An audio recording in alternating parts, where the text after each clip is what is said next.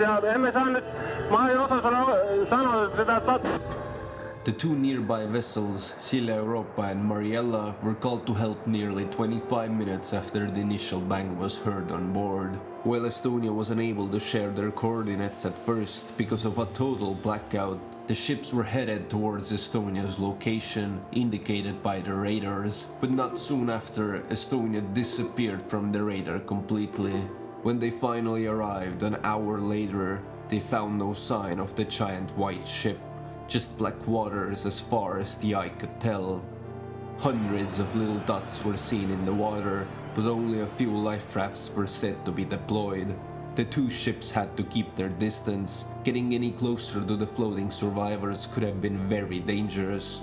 That night, the seawater was about 11 degrees Celsius. The weather had gotten pretty bad in the span of the last few hours. The wind speeds were at 15 to 20 meters per second, that's 30 to 40 knots, and the waves were about 4 to 6 meters high.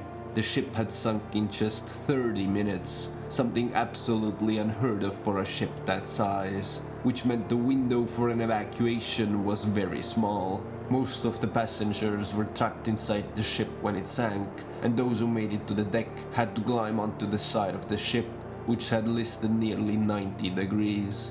Some were brave enough to jump into the freezing water. Some waited too long and were dragged deep underwater as the mere mass of the sinking vessel pulled them towards the seabed.